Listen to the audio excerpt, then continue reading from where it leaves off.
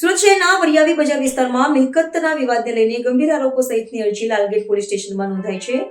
અરજીદાર મોહમ્મદ ફિરોઝ અબ્દુલ મજીદ મુનશીએ કબજેદાર અયુબ ભીખન શેખ, યુસુફ ભીખન શેખ અને અન્ય વિરુદ્ધ પોલીસમાં અરજી કરી છે. મળતી માહિતી મુજબ ફરિયાદીની વારસાગત મિલકત પર ગેરકાયદેસર કબજો કરવા માટે મૃત અને જીવિત વ્યક્તિઓના નામે ખોટી ભાડા ચીઠીઓ બનાવવાનો ગુનાહિત કાવતરું રચ્યું છે. આ ખોટા દસ્તાવેજોનો ઉપયોગ સરકારી સેવાઓ મેળવવા માટે કરવામાં આવ્યો હોવાનો આરોપ છે. મારું નામ અબ્દુલ સમાદ અબ્દુલ મજીદ મુનશી છે. આ જે ચાલી અને જે આખી જગ્યા છે એ કેટલા વર્ષ પહેલા તમારી બહેની અને તમારા બાપ દાદાની અમારો 2012માં લેવામાં આવી હતી. અમે લોકોએ 2012માં લીધી હતી. ત્યારે અમારા મમ્મીના નામે હતી. પછી એના પછી અમે લોકોએ બાયની જવાબદારી રૂપે મોહમ્મદ ફિરોઝ અબ્દુલ મજીદ મુનશીને સોંપવામાં આવી હતી જવાબદારી. અચ્છા, આખી પછી 2012 પછી શું પરિસ્થિતિ થઈ? 2012 પછી ઘણા બધા લોકો આવ્યા, પોતે સોચી રીતે આવીને જાતે ખાલી કરી ગયા. ઘણા બધા એવા વ્યક્તિ હતા જે આજે બી સન્માનિત વ્યક્તિ કહેવાય લોકોને, કે ભાઈ લોકો માન સન્માનથી રહી રહ્યા છે પોતાની જગ્યા પર અલગ રહીને. પણ અમુક વ્યક્તિ એવા માથાભારે નીકળ્યા કે જે કોર્ટ કમિશન કર્યા અને કોર્ટમાં ગયા અને બહુ બધી, એટલે અમને જાતે અમને સામે તકલીફો પણ આપી, પણ અમે બધું બરદાસ્ત કર્યું છે. બધા પછી તમે જે કોર્ટમાં ગયા, પછી કોર્ટે શું કહ્યું અને અત્યારે શું પરિસ્થિતિ? જ્યારે અમને તકલીફ બહુ થઈ ગઈ તો અમે કોર્ટમાં, અમે પોતે બી કોર્ટમાં ગયા.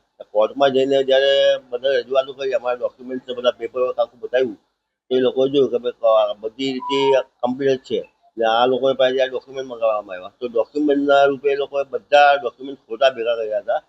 જોકે દસ્તાવેજ બનાવવાની તૈયારીમાં એ લોકો એટલી બધી ત્યાં સુધી પગલાં ભરી લીધા કે દસ્તાવેજ બનાવવાની તૈયારીમાં આવી ગયા હતા. તો પછી અમારાથી બરદાસ્ત નહીં. તો પછી અમે જ્યારે પોલીસ પ્રશાસન છે કોર્ટમાં ગયા અને પોલીસ પ્રશાસનને જ્યારે વાતની ખબર પડી, આજે કોર્ટના હુકમથી ઓર્ડર આપવામાં આવ્યું, તો પોલીસ પ્રશાસને પછી સારામાં સારી કામગીરી કરી. જે લાલગેટ પોલીસ સ્ટેશને બહુ સારી કામગીરી કરીને લોકો જે ગુનેગારો હતા એ લોકોને કાઢ્યા ત્યાંથી. ને સારી રીતે અમને જે સપોર્ટ મળ્યો એ કોર્ટથી ને પોલીસ પ્રશાસન તરફથી સારો સપોર્ટ મળ્યો. વાત કરીએ તો આવા કેટલા લોકો હતા અને હજુ કેટલા લોકોની કામગીરી બાકી છે? ઘણા બધા લોકો હતા જે તો જો કે અત્યારે એ લોકોનું સમાધાન રૂપે લોકો આવીને અમારી પાસે નીકળી ગયા. ને ઘણા બધા અમારી પાસે અત્યારે હાલમાં જે અત્યારે 8 થી 10 વ્યક્તિ એવી છે જે ગેરકાયદેસર મંડળી બનાવીને એક જાતની નાણાં મોટી રકમ નાણાકીય વસૂલ કરવા માટે એ લોકો આગળ આવી રહ્યા છે. તમે લોકો જતા નહીં, અમે લોકો બેસીશું, અમે લોકો આમની પાસેથી જેટલા બને એટલા પૈસા કઢાવીશું. એવી ખોટી ખંડી કહેવાય છે આપણે, જે લેન્ડ ગેમિંગ જે કહેવાય કે ખરીદી માંગ કરે છે, એવી રીતે એ લોકોની પાસે સમજાવી રાખીને કામ કરી રહ્યા છે. અચ્છા, એવા કેટલા લોકો છે? એવા ઘણા બધા છે, મારી પાસે નામની સાથે છે.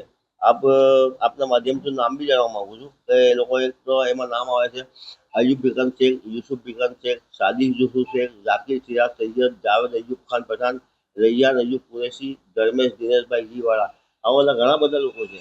એમાં 2-3 જણા તો જે લોકોએ આગોતરા જામીન પર માંગ્યા હતા, હવે આગોતરા જામીન પર એ લોકોના કોર્ટે રદ કરી દીધા છે. એના બી મારી પાસે ડોક્યુમેન્ટ છે, કોર્ટના ઓર્ડર છે, એ બી બધું મારી પાસે આવી ગયા છે. અત્યારે તમે કોર્ટની કામગીરી અને પોલીસની કામગીરી વિશે શું કહેશો? પોલીસને હું જોઉં તો એક જ વસ્તુ કહું કે જે લોકો કોર્ટથી નારાજ થાવ છો કે ભાઈ કોર્ટમાં કોઈ કામ થતું નથી, પણ હું કહેવા માગું છું કોર્ટમાં ખરેખર ન્યાય એટલે ન્યાય પ્રણાલી જે છે ખરેખર બહુ સરાહનીય કામગીરી થાય છે.